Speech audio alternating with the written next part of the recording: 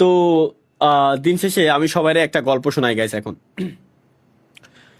Mainly গত পরশু দিন যেটা হয় আমার সাথে, আমি যখন রাস্তা দিয়ে হাইটে হাইটে আসতেছিলাম, তখন রাত প্রায় 1:15 সামথিং বাজে। বেশি রাত্রে অবশ্য বাইরে চলাচল করা উচিত না, বাট গেছিলাম একটা কাজে।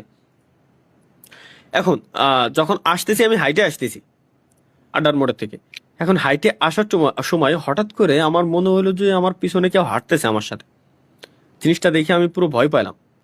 আমি পিছনে না তাকায়, পিছনে তাকানো উচিত না অবশ্যই, এগুলো দেখে আমি জানি। ধীরে ধীরে ধীরে ধীরে হাইটে আসতেছি আমি। এখন হাইটে আস্তে আস্তে আস্তে আস্তে আমার বাসার ভিতরে ঢুকলাম। তখনও মনে হলো যে বাসার ভিতরে ঢোকার পর গেট আমার দারোয়ান মামা খুলে দিছিল, কিন্তু গেটটা দারোয়ান মামা না, অন্য কেউ বন্ধ করেছে।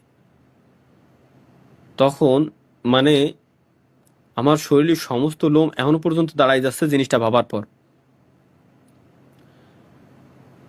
তো এই সিন হওয়ার পরে আমি, মামা লিফট চালু করে দিল, লিফটায় আমি উঠলাম। লিফটের ভিতরে ঢোকার পর কেমন যেন মনে হচ্ছিল আমার আশেপাশে 3 থেকে 4 জন লোকজন।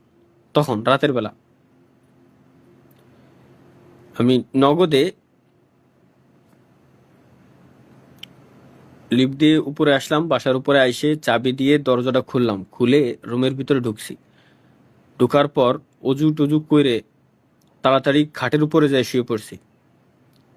তখনই আমার গ্যাস খেয়াল আসলো যে আসার সময় রাস্তা দিয়ে আমি অনেক দুর্গন্ধ শুকছিলাম, যে দুর্গন্ধর জন্য পিনিক হয়ে গেছিল শরীরের ভিতরে, যার কারণে এইসব উল্টাপাল্টা অ্যাক্টিভিটিস হয়েছিল আর কি আমার সাথে। এগুলো সত্য ঘটনা নাই। এরকম চুতিয়া এফএম গুলো শুনতে, চুদলিং পং এফএম গুলো শুনতে সাবস্ক্রাইব করে রাখতে পারেন আমাদের gaming with Talha is back YouTube channel. ধন্যবাদ সকলকে। দেখা হচ্ছে ইনশাআল্লাহ পরবর্তী লাইভ স্ট্রিমে।